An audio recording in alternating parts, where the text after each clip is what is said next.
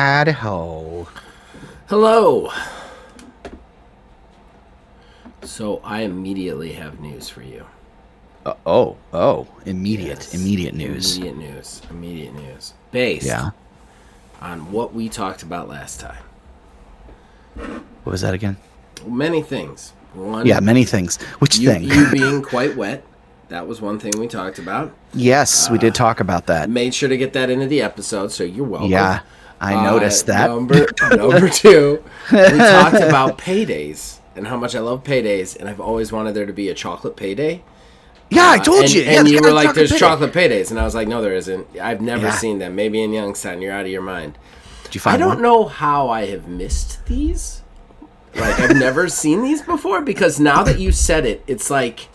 everywhere. They're everywhere. I don't know how I have missed them for so long. Like, they're all I've wanted, and I don't know how I missed them. Maybe because the packaging kind of looks like a Fifth Avenue or a Snickers bar, and it just never... I look for the white package, so maybe that's what it is. But I was at a Walmart literally the day after we talked about this, and I was walking out of the Walmart. I had to just pick one little thing up, and I'm walking out of the Walmart, and I just see candy bar Chocolaty Payday, and I was like, holy shit, there it is.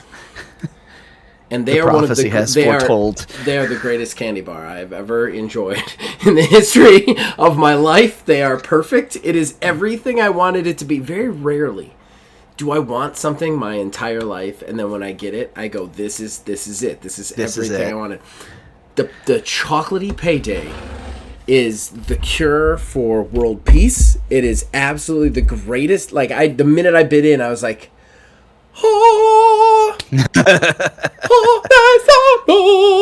yeah, like choir of angels touched me on that day. It was amazing. So yes, I've had a Chocolaty Payday now.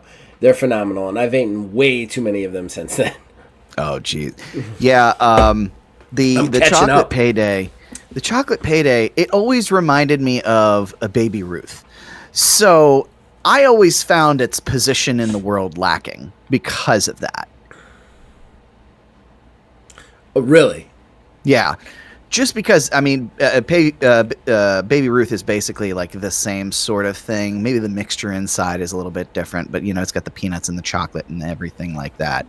That's why I never really, I had one chocolate-covered Payday one time, and I was like, this is okay, I guess. I love it. I am so happy. I don't know. Maybe it was just built up in my head.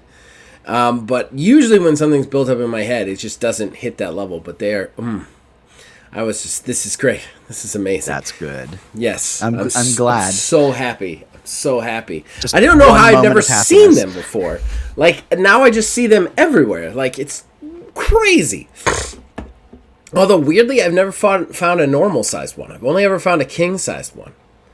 Which, that's weird to me. I've never found just a normal-sized Chocolaty Payday. That I've noticed happens sometimes with, the size of the candies. Like, I don't know what it is over here. Like, when I go to the store, even, today, I didn't eat anything today until dinner time, just an hour ago, maybe. Right.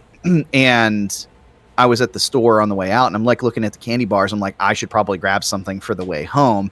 But I was looking at the Paydays, and there's always the king size ones, but I never see the regular ones. I mean, I do, but they're rare. It's strange. They're rare. It's way rare to find normal sized bars. Meanwhile, now they have the Reese's Super King size that are 6 Reese's cups or something stupid. Yeah. At that point, just buy a whole bag of Reese's cups for yourself. The one that's 5. My kid will do that when it's 6 cups, and I'm like, dude, it's so long it looks like a sword that you could attack people with. It's what are you even doing? Oh man. Time to get your fix.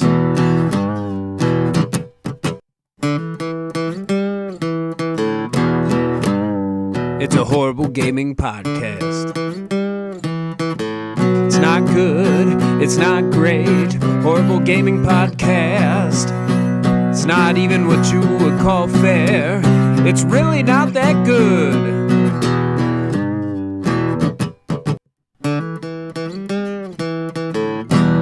Horrible Gaming Podcast.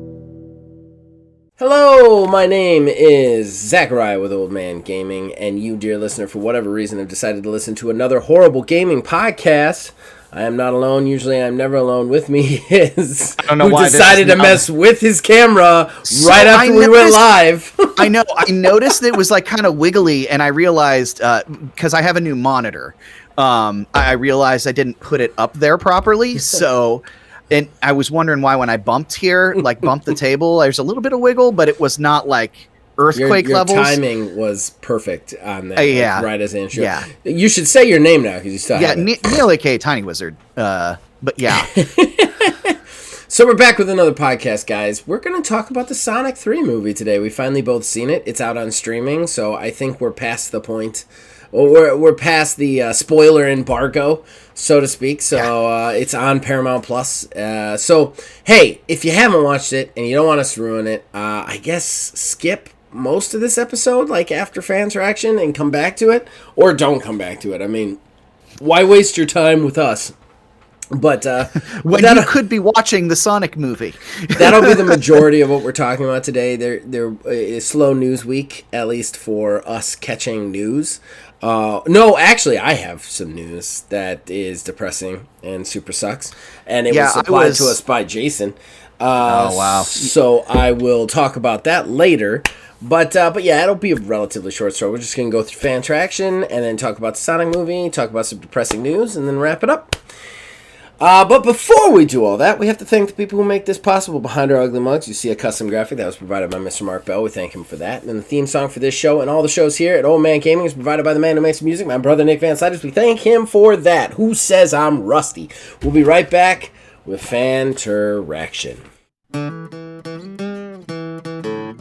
Horrible Gaming Podcast. Ladies and gentlemen, it brings us to our first segment, our most important segment, that is Fan Traction. That's where we talk, the co-hosts talk to you guys, the fans. We read out all your comments, we respond to them, we talk about them, we riff on them, that sort of thing. So let's get right into it. We start right off with Jason, who says, no one like Days Gone? ? Days Gone is fairly popular. People keep asking for a sequel. In fact, the remaster pissed them off because they don't want a remaster. They want Days Gone 2. Now, look, I am sure there are people who like this game, Jason. But when this game came out, it undersold, which was a huge issue, which made the creator go crazy. Like, Sony said it had undersold. He had said it had undersold. It had not done the amount of money that it needed, and it was a critical failure. I know I'm pretty hard on critics, so take that one with a grain of salt. But if I recall correctly, nobody really liked it as far as the critical side. So that's what I'm referring to. If it has gained a following since then, that's fine. But at its release, it was a critical and financial failure. That being said, we did spend a lot of time last week talking about how failures happen even when they should be successes. So this could be one of those scenarios. And if it is one of those scenarios, I acquiesce to that. What I had heard from Days Gone was that people were extremely underwhelmed by it, both fans and critics. So that's what I was speaking about on that. As far as the remaster versus the sequel, I'm going to say this, completely aside of this, it would be better if they were making a sequel than a remaster. The game only came out like 3-4 years ago. There's just like the fact that they're remastering this game that just came out is kind of stupid. So I'm definitely with anybody who's asking for a sequel over a remaster, personally. Yeah, it's it's very apparent that, companies now really don't have a firm grasp on what to do because that's the problem, isn't it? Every day, we have these major announcements, and it's remakes and remasters. Which, I mean, in my own personal opinion, we've had this conversation before. Yeah. A remake, I feel, is a little bit better than a remaster because at that point, it's a retelling of the same thing from the ground up. So it can be a new game in some instances. But even with those, they blur the line. But even with how many times have we seen remake under something that was ones. basically a remaster? Right. So, I mean, that there, of course, that's to your own discretion as to how you place all that stuff. Yeah. But yeah, the whole idea of just constantly churning out these remasters, especially for games that are really not that old, I feel like there should be a specific window of time, like a certain 7 to 10 years or something. Yeah. Is the acceptable level. But I mean, at the same time, who knows, and maybe again, I mean, whether or not it was popular or not in any capacity, I think we can all agree it didn't set the world on fire. This isn't the next GTA or anything. So the fact that it's getting a remaster this close to its release, are we really that out of ideas? That's scraping the bottom barrel, that we're remastering games that were lukewarm at best, so I don't know. This was a really silly decision, in my opinion. Then Jason again, he says TIL or Till. I'm not exactly sure what he was going for, but it's all caps, so I'm guessing it's TIL. Neil likes to run up on dudes.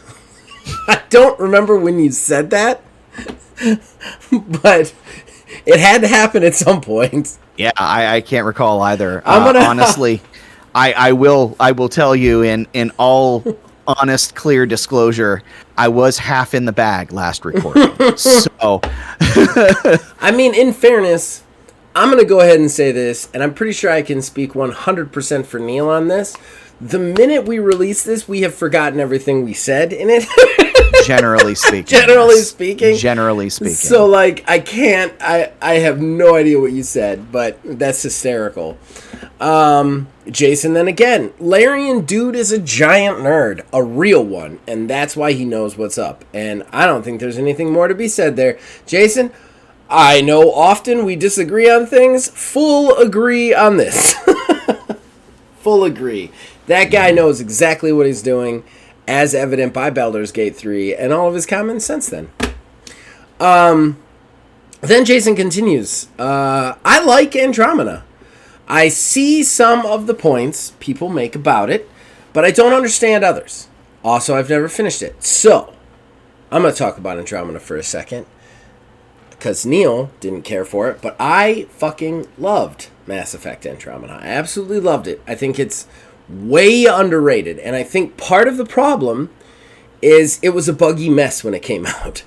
And, it was full of bugs. They rushed it to its release instead of taking the time to make it right. So the animations were real wonky. There was all sorts of falling through the ground, enemies that couldn't die.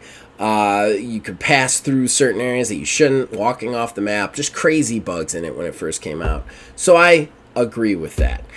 There was also some other minor complaints that I kind of understood, but I certainly did not understand the depth and breadth of the hate that game gets. First of all, I am going to say this, and I won't put this on record for everybody out there. I don't like, this is going to be a hot take, I don't like the Paragon Renegade system. I don't like it. I have never liked it. I liked Mass Effect, but I don't like that I have to do everything one way or another. I either have to be the best person ever or the worst possible shit to get the endings that I wanted. That would be really frustrating to me. And one thing Andromeda did that I really enjoyed was they gave you 5 different choices that were much more tied to personality than just good or bad, which allowed you to play kind of a neutral character, something that was a little bit more to your likings, to your kind of tastes. And they would actually show you, this is how you're kind of trending emotionally. I thought that was really cool. I really enjoyed that. And I think it was way better than Mass Effect and the original Mass Effect. And one of the things that super bumps me out is I'm pretty sure whenever they do come out with Mass Effect 4, we're going to see the original Paragon Renegade system. And that's going to be a super bummer because I think it's an antiquated system that was cool the first time around. But once you really start to pick at it, it's not a long-lasting system. And it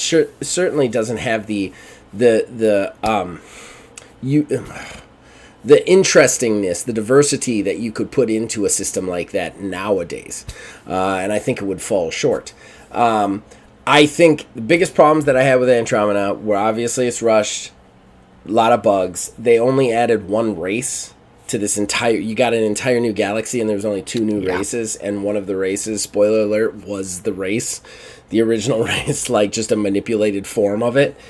And I think all of this is just more evidence from the rushing. You know what I mean? But like, I liked the planet traversal. I liked some of the NPCs. I really liked the class system and the action when it wasn't bugging out on me.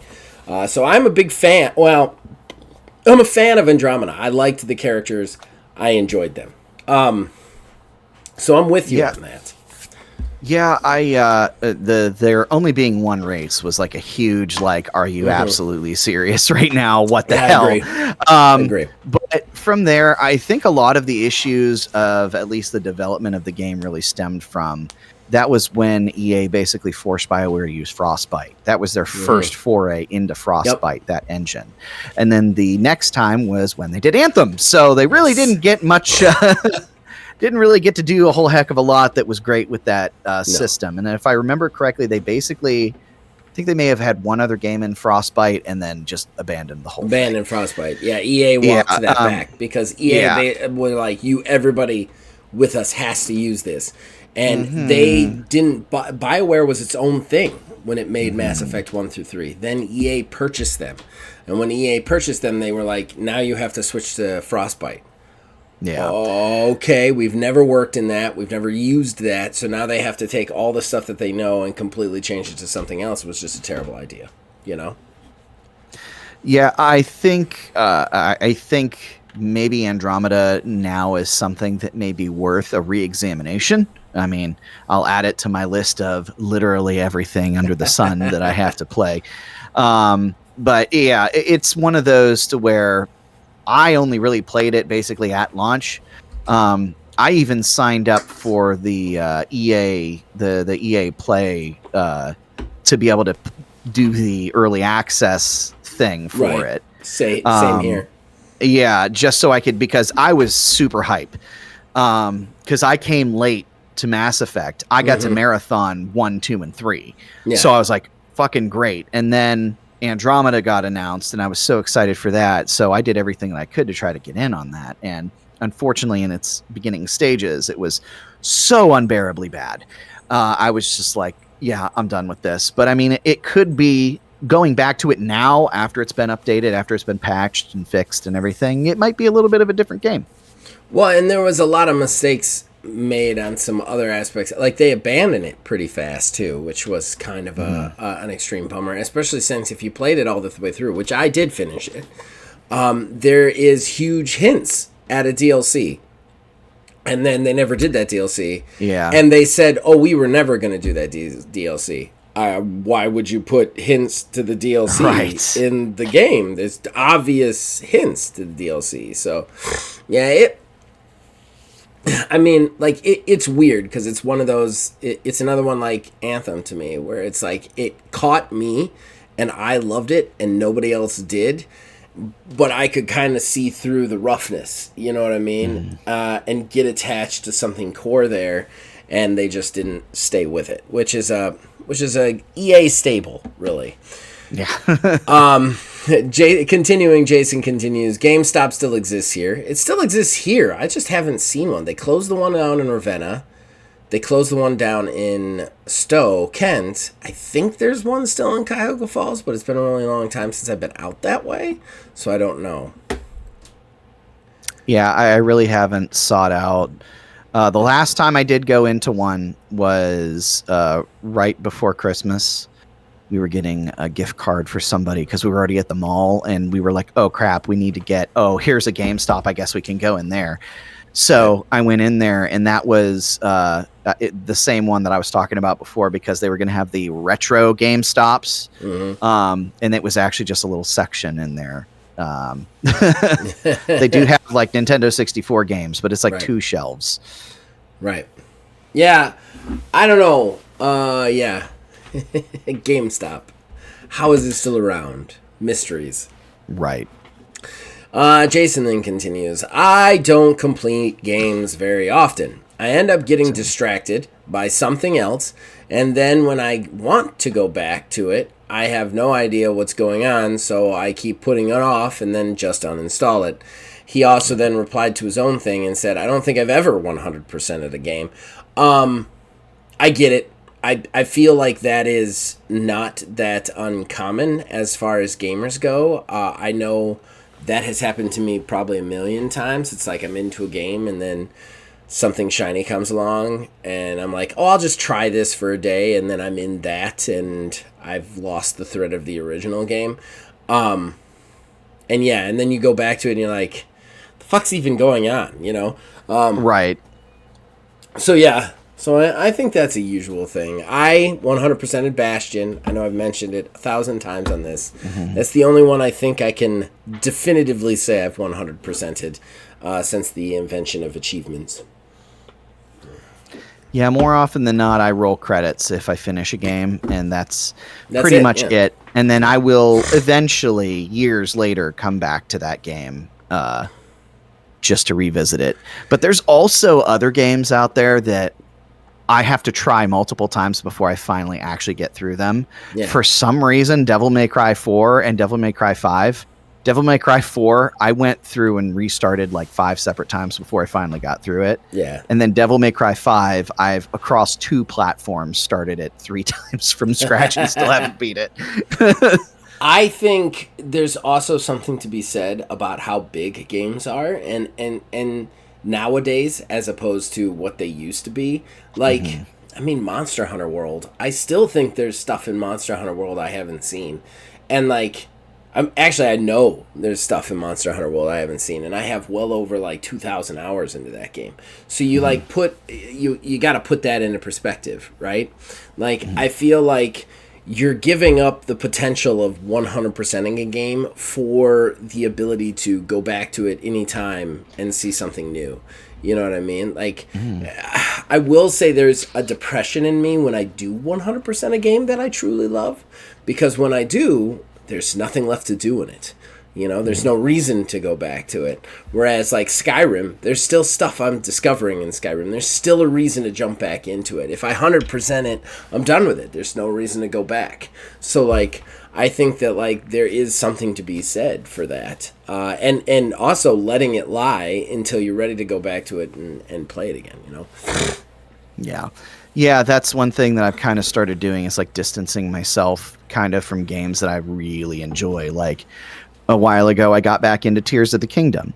And then a week or so ago, for Valentine's Day, Kayla actually got me Mario and Luigi Brothers ship. So I went through, press pause again on Tears of the Kingdom, and now I'm playing through Brothership. Yeah, yeah. All right, so we switch over to Will for our final comment, and he says, "Hi!" Exclamation point. Subpar? No. I would go with whelming. Dragon Age didn't sell as much copies as we wanted because it wasn't a live service game is one of the stupidest things I've ever heard. Wow. Mm-hmm. Then please explain Baldur's Gate 3, Elden Ring, Kingdom Come Deliverance 2, etc., etc. Yeah, and Kingdom Come Deliverance 2 just fucking came out, and it has no microtransactions in it. And also, is very well received, too, from everything I'm hearing. Also, a Game of the Year candidate, for sure. Also, it is kind of a failure that they sold less than 1.5 million copies versus Dragon's Age Inquisition that sold 12 million. I know it's a 2014 game, so it was way more. It has way more time to get the sales, but still, I just want to say Dynasty Warriors Origins is amazing. Thanks for the show. # What's your mission statement? We don't have one anymore. We stand for nothing. Oh, Old Man Gaming. We're just kind of here. Just kind of there. Sometimes we're a thing. Okay. So as far as the failure thing, yeah, here's my thing about that. You've got 1.5 million copies versus Dragon Age Inquisition selling 12 million. Now, I'm not 100% positive, but I'm pretty sure 12 million is over the length and the breadth of Dragon's Age Inquisition, which has like you said, been out for 11 years. Whereas you have Dragon's Age, whatever the fuck it's called, which has been out since October, selling 1.5. Look, is it probably going to not sell as much as Inquisition? Sure. I still think there's something to be said about companies spending untold amounts of money and time on games that they repeatedly delay, they repeatedly change the staff on, they repeatedly do stuff to, and then getting mad when they don't make enough money back. Like, it still sold 1.5 million copies. If this was a AA game that didn't have nearly as much development costs into it, which, and just for the record, I've seen Dragon's Age Origins, and this isn't an insult to it, it didn't need the amount of development cost it had, okay?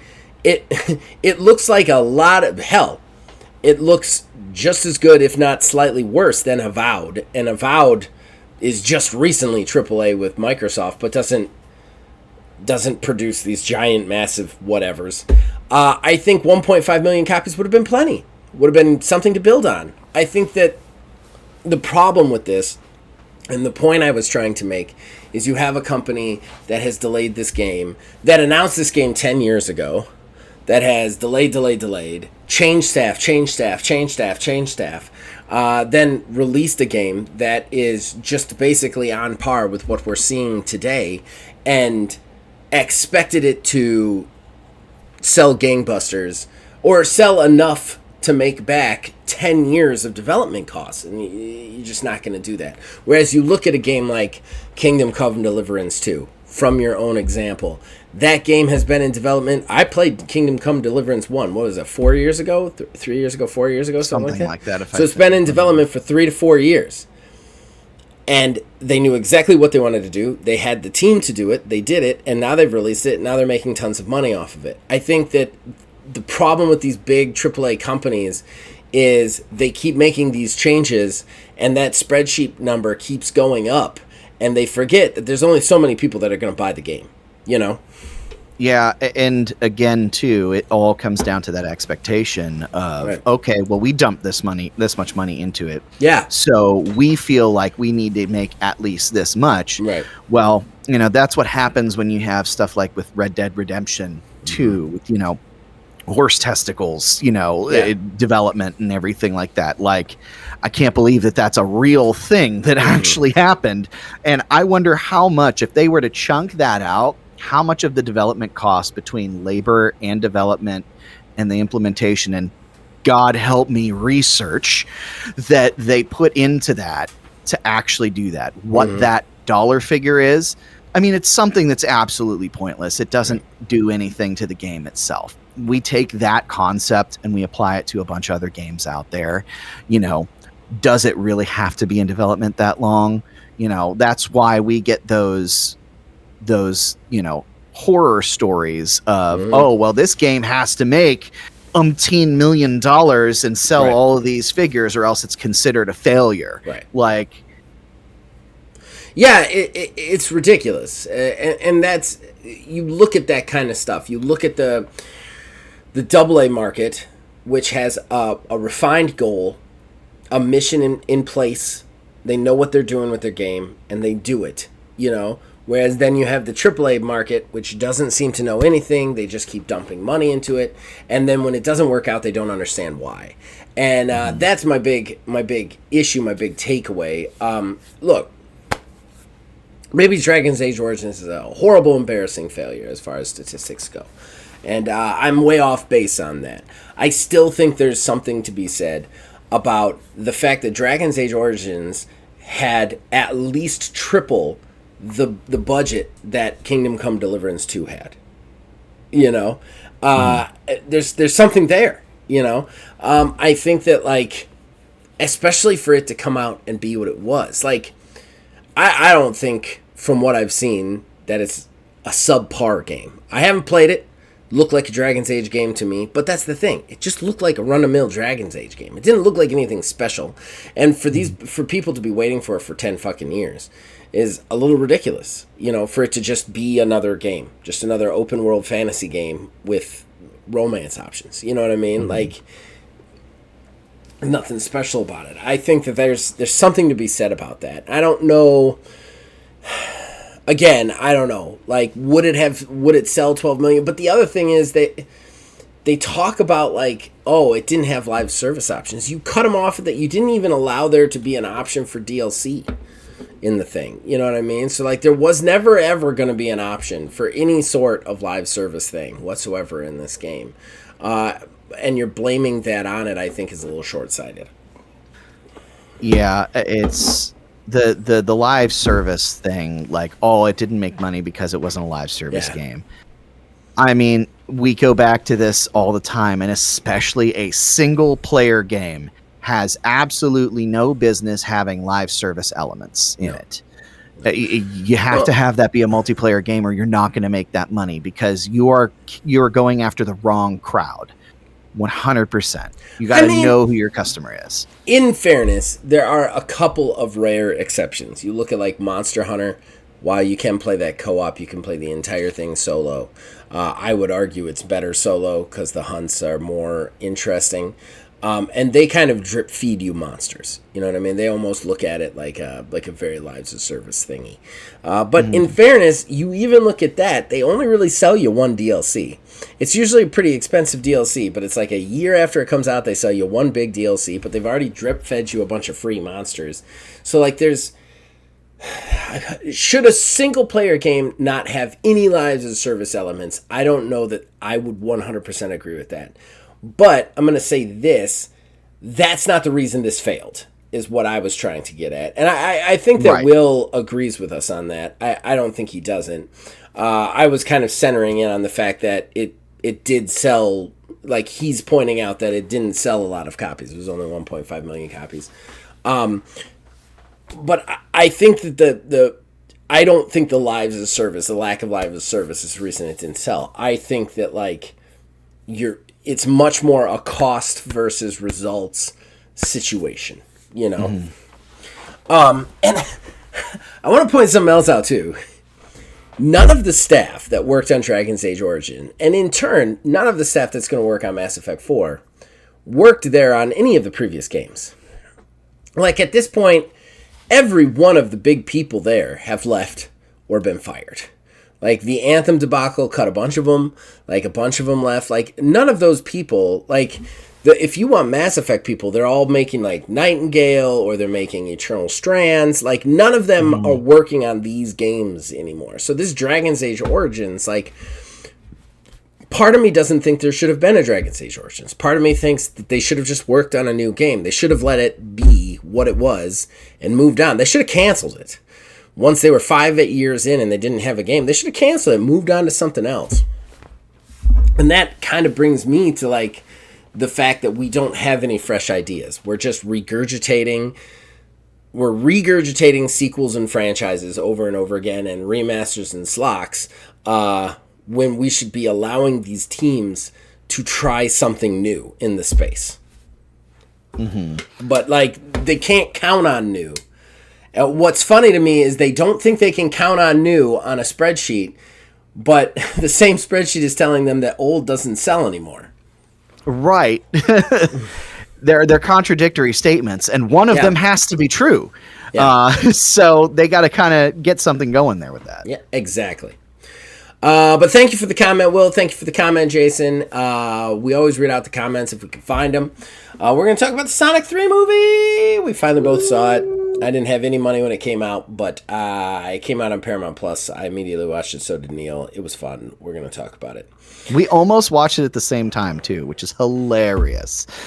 And that's true. That's true. It was like minutes apart. Yeah.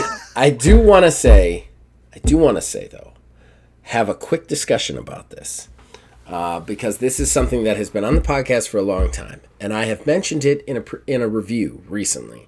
But I feel like it is only fair, because I am sure that there are people who listen to this podcast and go, Zach never admits when he's wrong. He's just such a know-it-all. He thinks he knows everything. He never admits when it's wrong.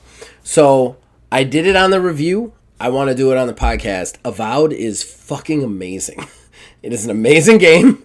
I have been bashing it all year. It did not look good to me, and I stand by those comments. It didn't look good. I don't think they did the right thing with the directs. Everything they said about it made me less likely to want to play it, but it's a Game Pass game. I have not canceled my Game Pass yet. I have talked a lot of smack about the game, so I was like, I'll give it a fair shake. I love that game. I've been playing it nonstop. When I have time to play games, I've been playing it nonstop. And it is extremely interesting and cool. So I just want to point that out right now. And Neil, if you want to ask me any questions about it, you go right ahead. Yeah, I definitely, because I remember seeing that it was coming out, and it was one of those, like we were talking about, like we've basically been ripping that thing apart for a while now. Ripping it apart. And I was like, oh, I'll be curious to see how that comes down through the pipeline. And it does seem to be being received pretty well. So, I mean, I may have to eat my hat and, give it a shot here at some point. It was on my list of things to do outside of dying on vacation last week. It's fantasy Outer Worlds. And I love Outer Worlds. And I didn't think that's what they were going to do, but they did it. And I love it. And they also made the combat. This is the first time I've ever played a fantasy game like this where the combat really was like, oh, this is good. And the combat in it is just really good, in my opinion. And all the reviews I had watched, right? So, like, IGN gave it, I think, a 7, which we all know is not good. Yeah. Some other people gave it kind of middle of the roads. And then there was a couple of people who said it's good as long as you do the magic, because the magic's really fun. So I specifically was like, all right, I'm going to go into this. I'm probably going to hate it, but I really want to test the other side of things. So I've made 2 characters so far, and I have not once touched magic. Not even tried to touch magic. I'm like, no, I'm not going to do magic. If that's the fun part that they're saying, I want to see the other half of it. And I have thoroughly enjoyed it anyway. The shooting in it is great. The first build I made turned into like a fantasy Max Payne type character, because you can have like slow down time, but you can have dual wielding flintlock pistols. And it's just, I was just running around like slow motion shooting people in bullet time. And the second one, I did a greatsword build. I also did some like shield and one-handed weapon fighting. All the weapons feel different, like with their special abilities and how they attack. I really, really enjoy this game. I was not expecting it. Really like it. So yeah, there's definitely some weird shit about it. Like, I feel like they're low-key ripping off Baldur's Gate for the storyline, which is weird. But there's definitely some moments when you play it. I would be really interested to see what you're saying. I was telling Phil the same thing when I talked to him recently. I was like, I want to see what you think when you play it, because there's this weird character that's like an ethereal god character that talks in your head, and you're not really sure if it's good or bad. And then there's this weird kind of plague thing that you're trying to fight that kind of makes people crazy. And I'm like, that's kind of like what happened over here. And I'm just like, there's also this weird camp mechanic that does not need to be there in any way, shape, or form. I'm like, why even put a camp mechanic in it? I feel like this is like a BG3 reference. Is very strange, especially since Obsidian were like the first people to be like, this is what games are going to be like when Baldur's Gate 3 came out, and then they made a bunch of similar things in that game that's very weird. But yeah, so I'll be interested to see what you say. But I really actually enjoyed it. I will eat my hat. I was wrong. I will say, I stand by my comments. I don't think those directs showed what they should have been showing, because there was a lot of like, every time they said, it would be like, here's a good thing, now here's 6 bad things. And then they were still doing that shit where they'd show a direct and then they'd do an interview where they'd tell you all these things that you're not going to get in it, Right. So I still don't think the way they presented that game to us was a good thing, but it's not bad. I'm enjoying it. I expected to hate it, and I liked it quite a bit. Very interesting. I can't wait to get my hands on it at some point. All right. Well, let's take a break, and we'll come back and we'll talk about Sonic. Horrible Gaming Podcast. Ladies and gentlemen, that brings us to our talking point. We have a talking point today. Sonic 3. Everybody's for... How fast do you think everybody just turned this off? Not because of spoilers, just because I'm sure that our Sonic again. Oh, Jesus. Our Sonic episodes are the least watched episodes of our podcast. People are just like, oh, they're going to talk about Sonic. Ugh. But I loved Sonic 3. I had so much fun with that movie. I cannot believe those people are making those movies as good as they are. And it kind of surprises me. Yeah, and honestly, I think we'll get into it a little bit later, but I think that there's a challenge that they are going to rise to, and I hope that they can meet it. And what's that challenge? Well, I guess we can kind of talk about it now. Honestly, Yeah, let's talk about it. So, I mean, we're talking like based off of like post credits and everything like that, and how they're progressing. So, I don't know if we want to jump into this right now. I did not love the post credits scene. So, actually, there was some things about post credits I was not loving. So I'm interested to talk to you about that. So the with the post credit scene, so I mean we're skipping all the way to the end before anything else. Let's talk about the movie. I see what you're saying. You want to do this? If you haven't watched the movie at all, and this is where you want to start, this is the literal worst place that you can possibly start. I mean, if they haven't watched the movie, they're either deciding to listen to this and get spoilers, or they have stopped listening. Like at this point, we've warned them. You have been warned. You have been warned. We're going to talk about the Sonic movie, period. So I was unaware that there were 2 post-credit scenes until after you said something about it. So I did just quickly go back through. It was just like the one like cuff ring of Shadows getting pulled back up. So here's my head. Live and learn. Here's my head canon, and here's the challenge that I hope to God that they will rise to, because they've done so well with this. So obviously the first tease, they're going to be doing Sonic CD next, because we've got Metal Sonic and Amy have been teased in the first post-credit scene.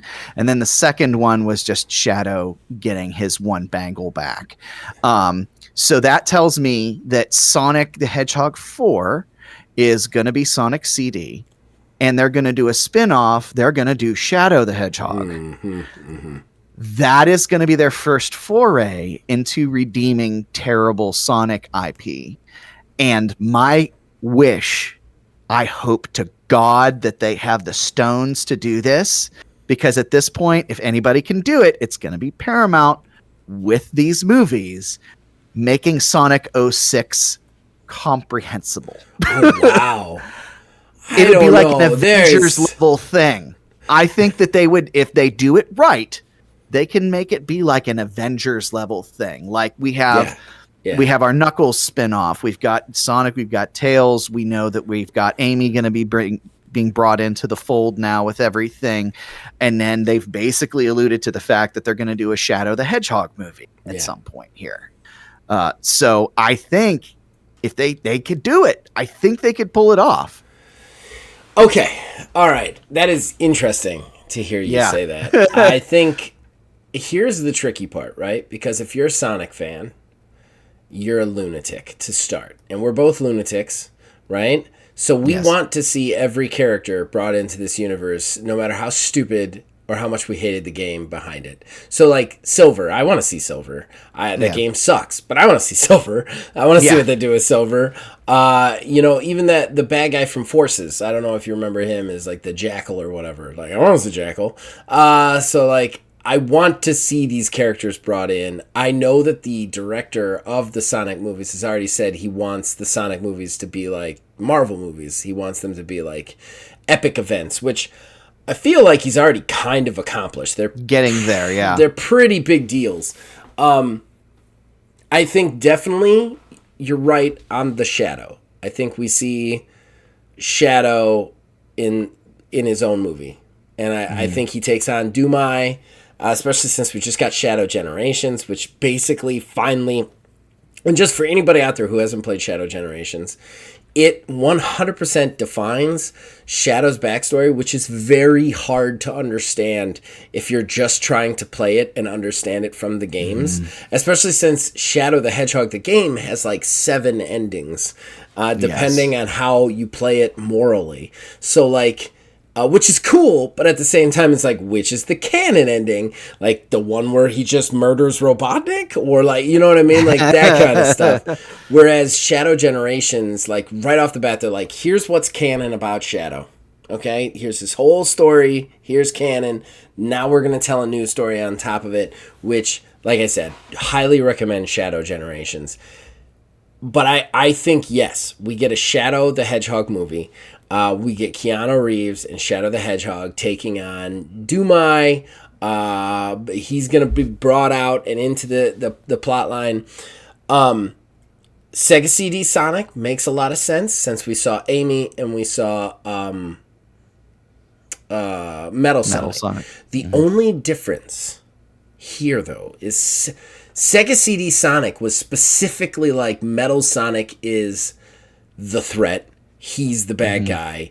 And it's not like, how do I say this? Like the end credit scene, and I don't want to describe it for everybody, but it makes Metal Sonic look like nothing, like a henchman. Yeah. That's the thing I didn't like about the end credit scene is Metal Sonic is a big fucking deal. Like he's always been a big fucking deal. I also hope we get more than just that iteration of Metal Sonic, because there's been like 4 or 5 different Metal Sonics. There have been a couple different ones, yes. Throughout the thing. And that Metal Sonic is not the first Metal Sonic. The first Metal Sonic is Mecha Sonic from 2, where you fight him in the Death Egg. I want to see that one too. So the other thing that's really interesting is Robotnik still alive? And how many death scenes is Jim Carrey going to get in this in this series? Like everyone he dies in, and then he just shows up. Oh, he's fine. He's fine. Like when they're like, oh, we killed him in that explosion, and he's just fine. Like they never even explain how he lived through that. He's fine, but he's not okay. Yeah. Yeah, and Jim Carrey kills in this movie. Like yeah, that honestly, like there was the one part that I had mentioned to you about like the meta humor of, I don't want to spoil that like, for anybody, even people who are watching this. I don't want to spoil that for them. They do make a great meta joke in there. It's absolutely fantastic. But I mean, even still, like when I was watching it, I'd even turned to Kayla and I had said, you know, like it's insane that they did this with the same guy playing 2 people at once. Yes. And made it look and feel like it's actually 2 separate people. And, like it's excellent. And what's amazing, and I urge everybody to go see Sonic 3. I thought it was really good. What I thought was really good about Jim Carrey's performance is the fact that like it is so slapstick and so over the top and so funny and so ridiculous half the time. And then all of a sudden there is this real horrifying sadness undertone of like broken family shit under it that Jim Carrey pulls off perfectly. Like the obviously the death scene. I don't want to spoil it, but the death scene where he's like crying over the body. I'm like, oh my God. Like that actually makes me... Oh, I get it, Gerald. I get it. And then where he's like, the line he says to his, Ivo, where he's like, oh, Ivo, you're a great gang kid, but you're no Maria. And like, I was like, oh my God, that's like such a heavy thing to say right before they, you know, pull each other's mustaches. It's the most, it's so weird like that to watch them do like a weird, like, we're going to be in a virtual reality eating ice cream to like, here is the death of a child and the fuzzy creatures who dealt with it, you know? I do like how they adapted the Sonic Adventure 2 storyline. I do feel like it was its own thing, though. Yeah. Because, I mean, the amount of characters were basically cut in half, effectively, from the actual game. Yes. And I am a little, I think it would be a little too much for cramming into the movie if they went through the whole like BioLizard as the first generation of the perfect life form and being the actual big bad at the end of the game and everything like that.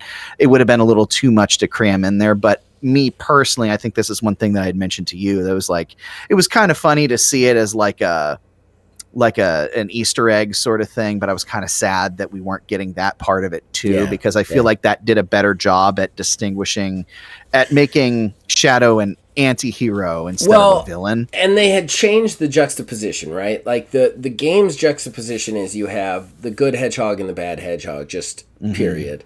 But the game is much more centered on Shadow was created in a lab with some DNA and made to be this thing, and kind of warped from the sin. But what they wanted to do in the movie, clear cut, was like, because they had already built the first two movies as like family, like that's the whole point, is it's kind of this adopted family story. It's like it's like Sonic is this character who loses his family more than once and ends up finding a family in a place he's not supposed to find a family. And then the second one is all about him like adjusting to that life and finding friends and helping them adjust to that life as well. And then this third one is much more about like what happens when Sonic doesn't find the family and still has that power. And they made Shadow a straight up alien. Like he is from he's from wherever Sonic is from. At least that's what they allude to in this movie, is that they find him in a meteor. He is from another planet. Like that's where he's from. So like it's basically like you could see clearly that they wanted to do this is the super powerful hedgehog if he finds Tom and what's-her-face, and this is the super powered hedgehog if he ends up being experimented in a lab and watching everything he loves killed. You know, like that's where we come to. And I thought that was smart as far as filmmaking goes. I don't think it lost it. I almost thought like in a weird way it made it better. It did create the best handshake in movies. I think that might outdo Schwarzenegger and Weathers when they do the high five, the Chaos Emeralds, and then they become like both super. I was like, oh, okay. Yeah, that was pretty fucking awesome. There's a little boy inside me that's fully erect. Yeah. Yeah.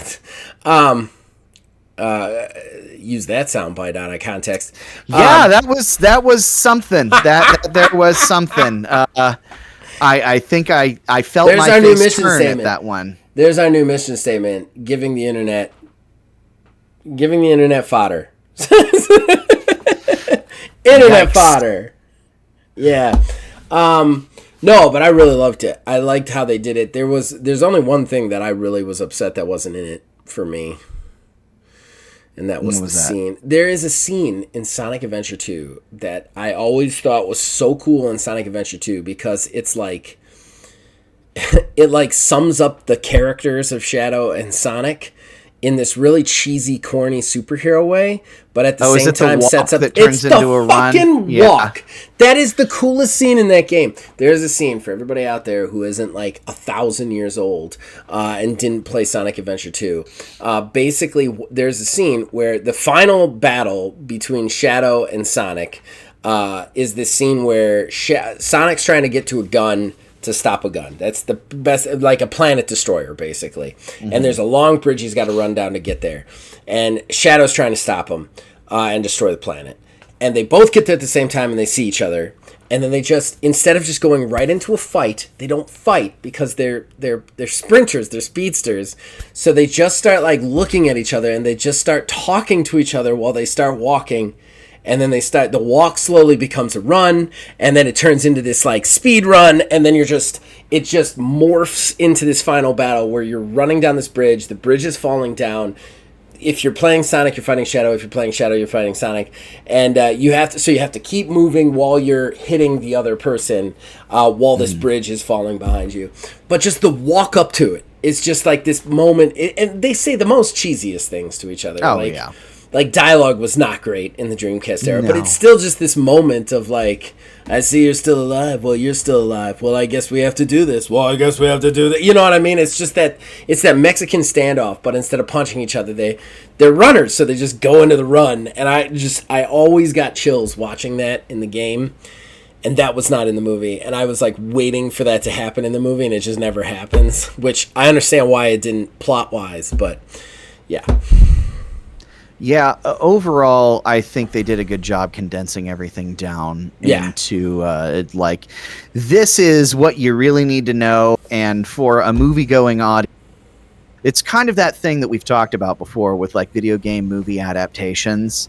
Sonic at this point has established itself to the point that we're 3 movies in now, so I personally can trust them with the IP. Yeah, definitely. To do if you want to go off the rails a little bit, that's fine, because I know you'll find a way to bring it back and not just do some crazy shit like out of the blue to where like, oh, Sonic's shoes are actually technology. That's what makes him run so fast. And it's like, no, let's you keep the main lore there and you adapt it to bring in those who aren't familiar with it. If you knew absolutely nothing about Sonic Adventure 2, you can go in and appreciate this movie, but at the same time, there's just enough there for those of us who grew up with like the old Sonic games, Sonic Adventure 2 primarily for this one. It's like, there's this. I see this. Oh, okay, this is where we're going with this. So it was overall, I will say I did enjoy the second one more than the third as a whole. Interesting. Okay. Yeah, I feel like there was the first half of it was a little slow plotting for me. It wasn't until both of the Eggmen got together that it kind of started to pick up a little bit for me.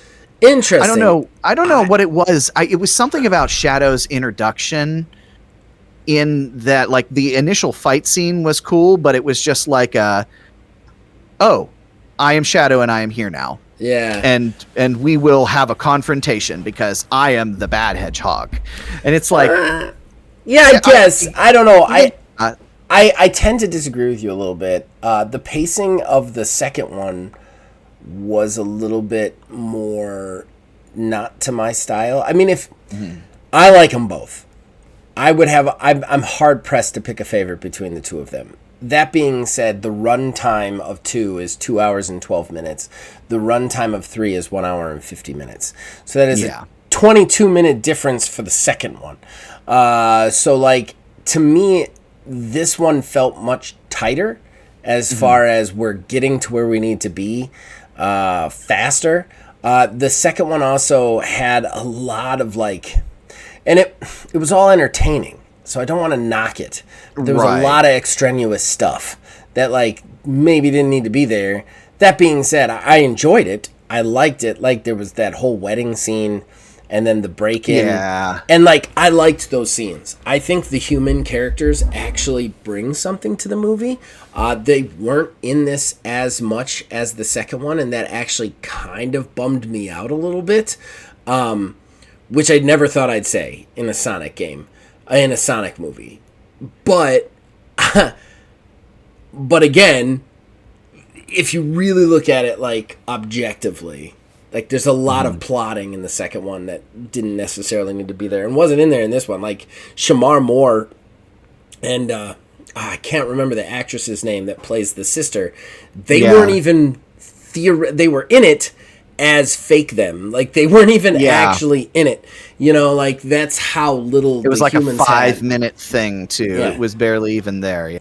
Yeah, and instead of I felt like with the exception of the Robotniks, you had like the humans were very zany. It was almost like in 3 they were like, all right, instead of doing actual storylines, you guys are just going to do the most ridiculous shit possible when you're on screen.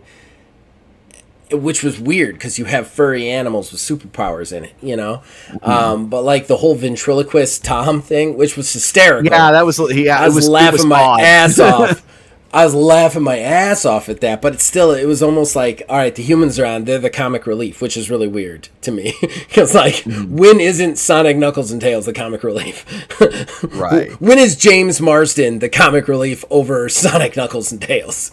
But that's kind of how it was. All right, well, I think we've covered the movie. Do we want to do anything else with the movie? I mean, no, it was, it's free to watch now. So if you have Paramount Plus, yeah, go see it. And this is the time to watch it because let's face it, in 20 years, when there's 17 different movies in the 17 different franchises in the Sonic universe, and we're all sitting here going, why are they still making these? In the SCU. Yes, in the SCU. It's going to be a bummer. But right now we're living in the post-Iron Man 2 Incredible Hulk era of Marvel, where it's all up from here, you know? Don't even get me started on Brave New World, because we just saw that. Oh, dude. Dude, I have watched a ton of stuff on Brave New World. It is all hysterical to me. So yeah. But we're going to be done with this movie talk, and we will go to the news. There's one depressing story I have. I don't know if Neil has any stories whatsoever. Not really, no. It is unfortunately a layoff story, so we're just going to do it real quick. I really want to talk about it because Jason brought it, went out of his way to bring it to our attention, and I think it would be irresponsible of us to not talk about it when he did that. Of course. But yeah, it's a bummer. So we'll be right back with that bummer, and then yeah. Horrible Gaming Podcast.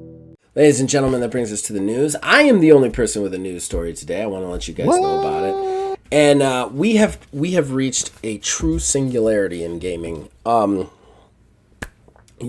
are now doing layoffs for games that are outrageously successful. So Marvel Rivals, NetEase, the company behind this, just laid off a ton of employees, even though Marvel Rivals is doing outrageously successful. Like, not just doing well, it's like a full-blown hit. And yeah, they're laying people off. So we're at that juncture. This brings us to kind of a terrible place, because I feel like there's absolutely no job security in game developing right now, and that's going to lead to poor games. Like, if you think about these companies now, that they can just like hire up 70 people to make a game, then fire those 70 people regardless of whether that game is successful or not, that's a real bummer. Those people are all going to spread out again. They're not going to get a symmetry together. You think about the best games in a franchise, right? When you're looking at franchises, the best games in the franchise, was it ever really number one? Very rarely, right? Usually it's like 2 or 3. When that team really starts popping off together, you know? And even not in the franchises, when they're making multiple games together in different zones. It's usually like the next couple, when they all get used to each other, they're all working on that same cylinder. And now we're looking at just like they're disposable. They're disposable income. They're basically like gas. We buy them, we burn them out, and then we're done with them. And then we buy some more. And that is super, super ridiculous and super obnoxious. And I'm going to say this right now. It's going to lead to shitty games. No one wins here. You know what I mean? No matter what you think about this practice, no matter what you think about whether it's okay or not, nobody wins here. Nobody wins here. No, yeah. And it's what's even the salt in the wound, too, is, you know, Marvel Rivals being as successful as it is for being a hero shooter, when we had Concord get shut down after like a week for being a hero shooter. What planet are we on that, first off, these two things can happen? And I would be very curious to see the amount of money that went into the development of Marvel Rivals compared to Concord. But yeah, it doesn't matter. Like you said, at this point, it doesn't matter how successful the game is. It's almost guaranteed at this point that when development is done for that game, obviously there's an ebb and flow to these sorts of things. But usually you don't do a massive layoff. Yeah. You may cut a couple people and get everybody else moved on to the next project, not a full-on purge after a successful game has launched and is continuing to do well. You would think that you want to keep on as many people as humanly possible, that is sustainable, of course, to be able to get more content out for the game that is doing well. I mean, for shit's sake, it's almost eating Overwatch's lunch. It is at this point. Like, it is. and that's what's crazy. You pointed it out. I wish I had pointed it out to start with, but you had a team. You had a team of developers that were so good that they stepped into arena with Overwatch, with why are all hero shooters blanking from my with Valorant, with like all these with Apex Legends, with all these other hero shooters, and they kick the shit out of them. Like, you're not even just stepping into a flat new games as service arena. You're stepping into one of the most competitive games as service arena when we just watched, like you said, a games as service get destroyed by trying to step into that. So they are successful in an area that they should not be successful.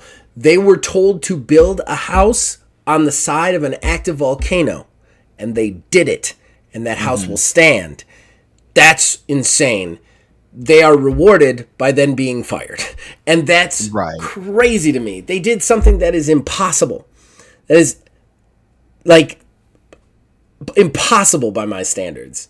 They accomplished it, and they're being fired for it. It is insane.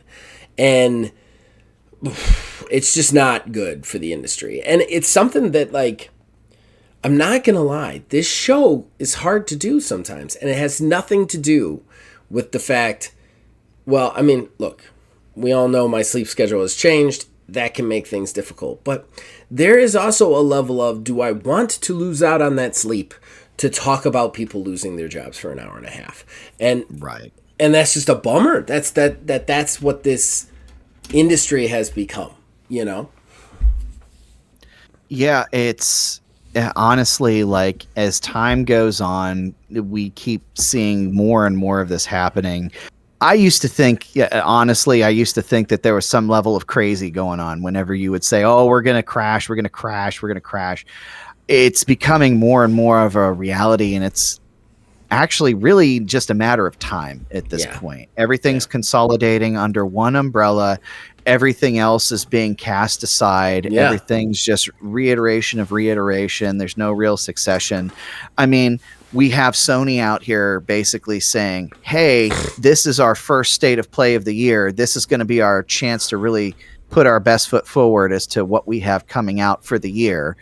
Last year was an off year for us, but you know what? We're going to adjust our sales forecasts for consoles because we know we have a slam banger of a year.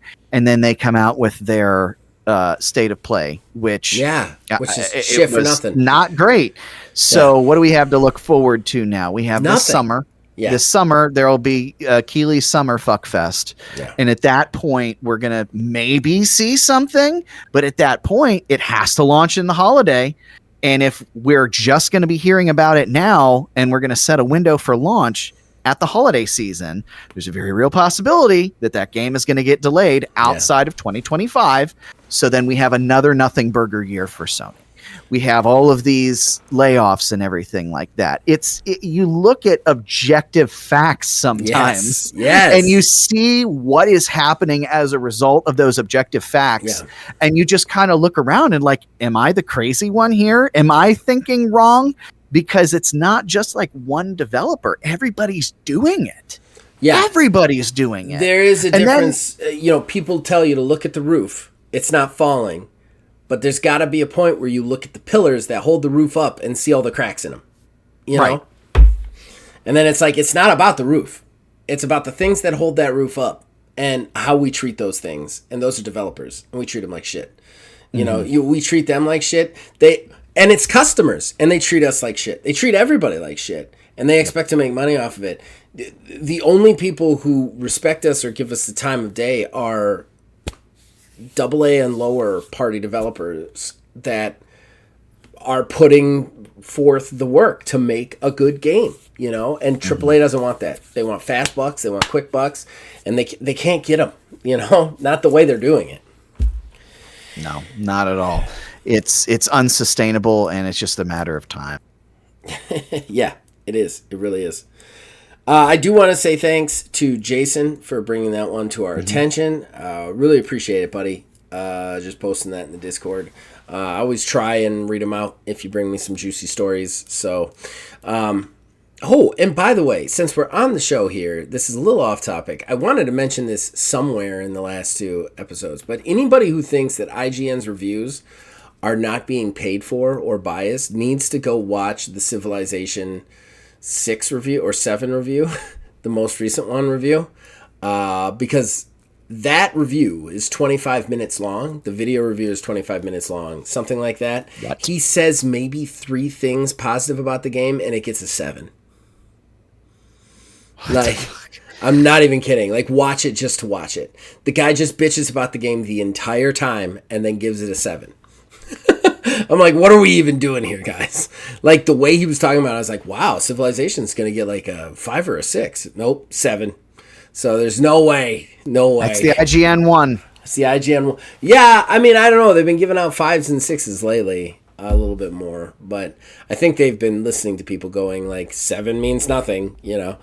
All right. We're done. We're going to take a quick break, and then we will do the plugs. Horrible Gaming Podcast. Ladies and gentlemen, it brings us to the end of the show and the shameless self-promotion that comes with it. Neil, would you like to plug anything? We're trying to get Ordo back up and running. Yes, yeah. That's We've got it on the schedule. It's on the schedule. It's on the schedule. We'll be ready. I barely remember anything because it has been a couple months. I've been in a Mexican standoff with a mobster for some time. Well, no, we didn't even do that. We were already done with that part. The last thing that happened is we fought the car. No, I'm telling you, that ended with me with a Mexican standoff with the gangster. Go back and listen. We fought the car in the parking lot. Then the gangster comes out and goes, "What the fuck is going on?" And he goes, "Nobody's leaving." And I was like, "We're leaving." And then he pulls his gun on me, and I pull my gun on him. And Wizard's like, "That's a perfect place to end it." And that's where we've been sitting. I don't even remember that part. Yeah. That's it's been that long. Yeah. It was like middle of October, I think, when we recorded that. Preston is in a Mexican standoff with a car thief. No joke. And has been for months. So quite some time. Going through withdrawals. I think I'm starting to kind of get a handle on how I can start to record some of those actual plays. I talked to Phil today about getting some Astro Drive going. Really what it's going to end up turning into is things will get slower and we will not be releasing as many shows at a time as we used to. And even with the Ordo, we might not release after we record. We might release after we finish, just so that we've got it finished. So everybody out there, we don't have a release date for the remainder of that podcast, but we're just trying to get it up and running. We have a scheduled date for us to do the recording. And I'm working on scheduling a date for Astro Drive to get that going again. Those were the 2 that were in limbo, if I recall correctly. And I want to get those done. And then from there on, we'll talk about things. But I think if I do like one show here and there, my wife is also very willing to put the kid to bed at 8, and we will record a little bit earlier. I think it'll be all right. So we'll try and get those going. You guys can also check out all the reviews that I've been posting. I posted quite a few reviews recently, including the one of Avowed, where I eat my own words. You can check that out if you want to see it. Also, wait around to the end because I actually got footage of me falling off the map into an endless void of nothing due to a bug. So nice. Everybody said that game was completely bugs free, and then sure enough, I'm just walking down a field and just fall into nothingness. In fairness, I'm playing it below the minimum requirement settings, so can't be too upset about it because it works pretty good for that, but... you can check out those reviews. You can also check out OMGM. Those are going to be coming out from now until the end of fucking time. And then this podcast, we're trying to do it weekly. We don't always get to it, but we're trying to make that happen. Then bi-weekly on the TTRPG side, me and Wiz are still doing that when we can.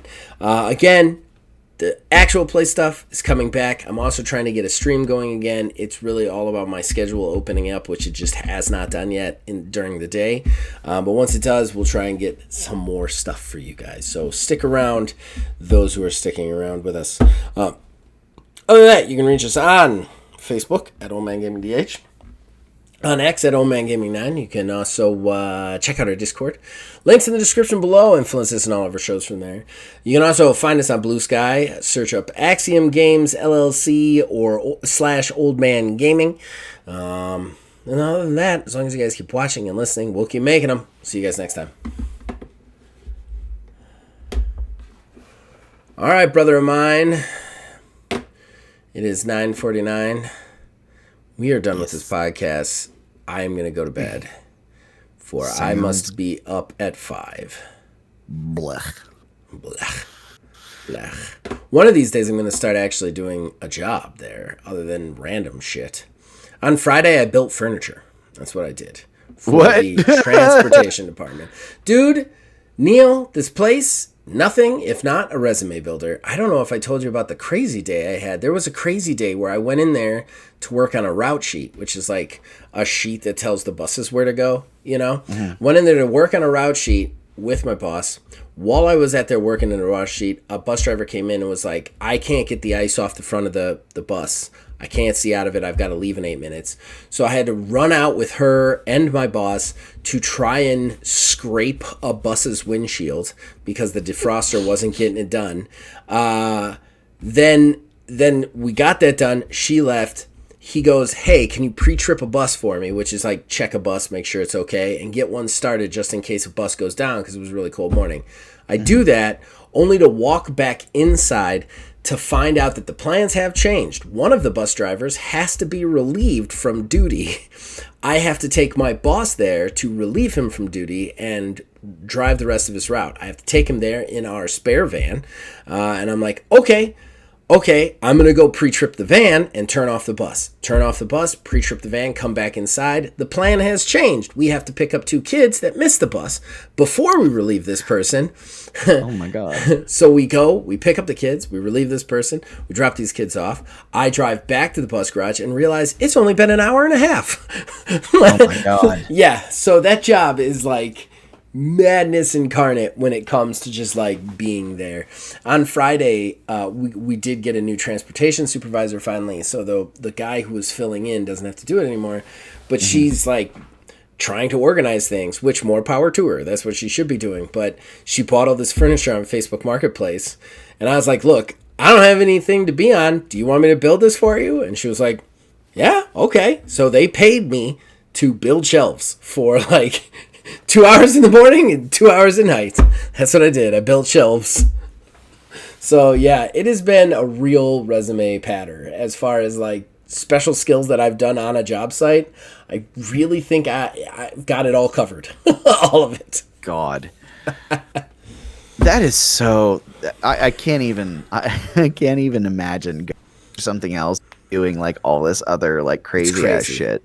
Like I feel weird sometimes, like at my job, like during the holiday season, usually, occasionally there'll be other times in the year when like we'll have a merchandising change out, and it'll be like the manager will be like, hey, so like I got a lot on my plate, like if you could just do the merchandising, that'd be cool. And that's like one of those days where like I'm on the floor, but like I have an earbud in and I'm like not actually doing anything that's like my actual job. Right. So I'm just like, you know, walking around and changing stuff out and everything. And that is even strange enough.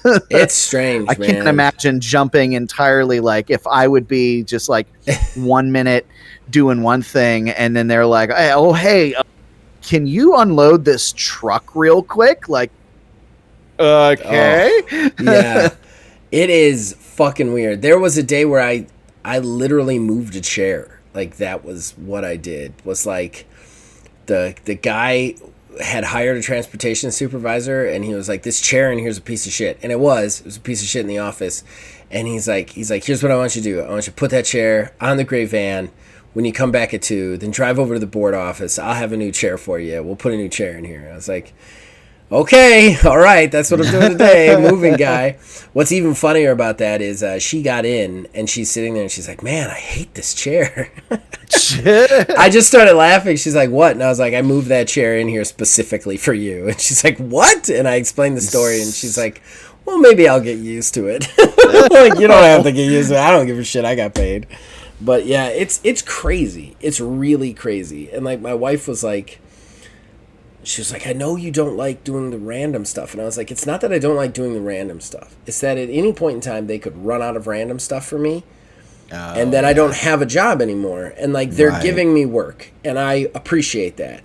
But, like, there was this whole, and I explained it to you, there was this whole issue where the guy who hired me told me I was going to get all these hours. Then I got in there and they were like, you're only actually going to get, like, maximum 2 hours, 2.5 hours a day of training. And I'm like, look, I got to make more than that, you know? And then, so he just started calling me in every day for something.